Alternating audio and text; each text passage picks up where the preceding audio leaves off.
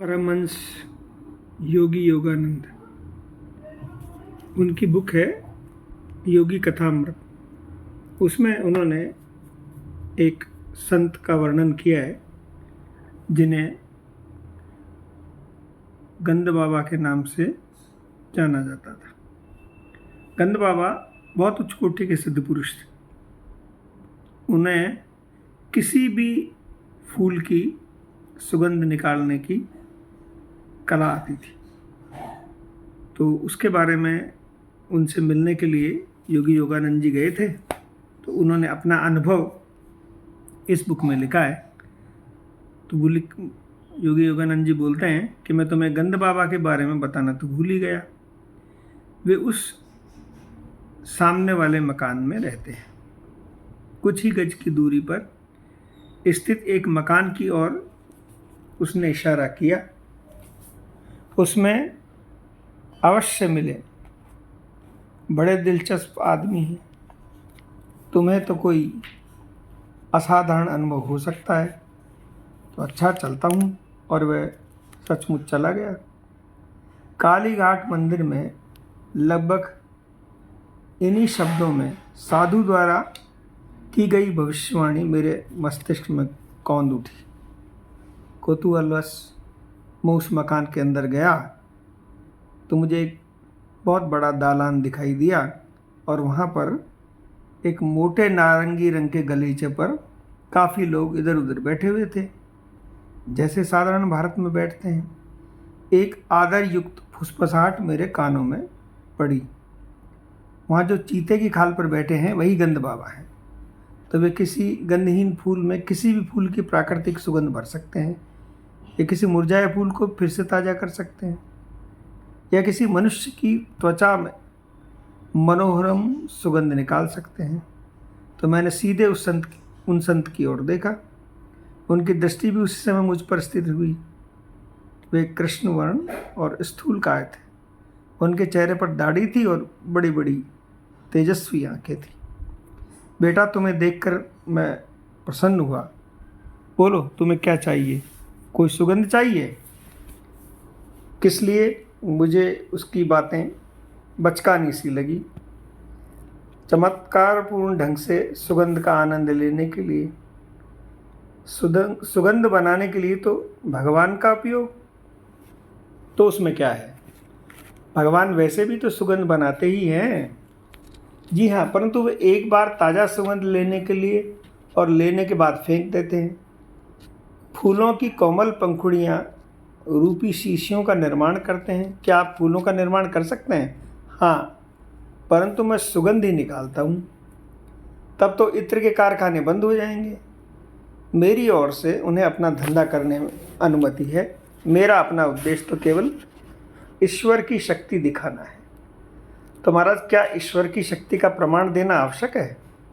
क्या वे सकल विश्व में सर्वत्र अपने चमत्कार नहीं कर रहे हैं? कर रहे हैं, परंतु उनकी अनंत सृजनात्मक विधिवत्ता में से कुछ तो सृजनात्मक हमें भी प्रकट करनी चाहिए। यह सिद्धि प्राप्त करने में आपको कितना समय लगा? 12 वर्ष। दैवी शक्ति में केवल सुगंध बनाने के लिए, हे महात्मन, मुझे तो लगता है आपने 12 वर्ष व्यर्थ गंवा दिए। उन सुगंधों के लिए जिन्हें आप किसी भी फूल वाले की दुकान से कुछ ही रुपये में प्राप्त कर सकते हैं। फूलों की सुगंध उनके साथ ही चली जाती है, मृत्यु के साथ भी सुगंध चली जाती है। मैं किसी ऐसी सुगंध की कामना क्यों करूं जो केवल शरीर को सुख देती है? दार्शनिक महाशय, तुमने मेरे मन को प्रसन्न किया। अब अपना दाहिना हाथ आगे बढ़ाओ। उन्होंने आशीर्वाद मुद्रा में अपना हाथ उठाया। मैं गंद बाबा से कई गज दूर बैठा था। कोई अन्य व्यक्ति भी मेरी इतनी निकट नहीं था कि मेरे शरीर का स्पर्श कर सके। मैंने अपना हाथ आगे बढ़ाया जिसे उस योगी ने छुआ तक नहीं। कौन सी सुगंध चाहिए? मैंने कहा, गुलाब। तथास्तु। मेरे आश्चर्य का ठिकाना न रहा जब मेरी हथेली के मध्य से गुलाब की सुगंध तीव्रता के साथ निकलने लगी। मैंने मुस्कुराते हुए पास ही एक फूलदानी से एक गंधहीन श्वेत पुष्प निकाला। क्या इस गंधहीन फूल में चमेली की सुगंध भरी जा सकती? तथास्तु। तत्क्षण उस फूल में चमेली की सुगंध उठी। मैंने चमत्कारिक संत का धन्यवाद किया और उनसे एक शिष्य के पास जाकर बैठ गया। उस शिष्य ने मुझे बताया कि गंद बाबा ने, जिनका नाम स्वामी विशुद्धानंद था, तिब्बत के एक योगी से अनेक आश्चर्यजनक सिद्धियां प्राप्त की थी।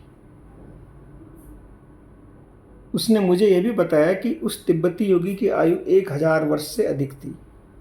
उस महान गुरु के शिष्य गंद बाबा हमेशा ही केवल साधारण उच्चारण से सुगंध निर्माण नहीं करते, जैसे तुमने भी देखा। शिष्य के बोलने में अपने गुरु के प्रति गर्व प्रकट था। व्यक्ति के स्वभाव के अनुसार वे भिन्न भिन्न पद्धतियाँ अपनाते हैं। बाबा असामान्य हैं। कोलकाता के अनेक पढ़े लिखे लोग उनके शिष्य हैं। मैंने मन ही मन निश्चय किया कि मैं उन शिष्यों की संख्या में अपने को जोड़कर उस संख्या की ओर अधिक वृद्धि नहीं करूँगा। गुरु का अक्सर असामान्य होना मेरे मन के अनुकूल नहीं था। विनम्रता से गंद बाबा का अभिवादन कर मैं वहाँ से निकल पड़ा। घूमते घूमते घर जाते हुए मैं उस दिन की तीव्र विविधतापूर्ण घटनाओं के विषय में सोच रहा था। मैंने जैसे ही घर के द्वार के अंदर प्रवेश किया तो मेरी बहन उमा सामने खड़ी थी। क्या बात है, आजकल तुम इत्र के बड़े शौकीन बनते जा रहे हो। बिना कुछ बोले मैंने अपना हाथ बढ़ाकर उसे सुगंध का इशारा किया। कितना मोहक गुलाब की सुगंध है और ये असाधारण रूप से तीव्र भी है। यह सोचता हुआ कि तब तीव्र रूप से असाधारण है, मैंने चुपचाप देवी रूप से सुगंधित किया गया फूल उसकी नाक के नीचे रखा।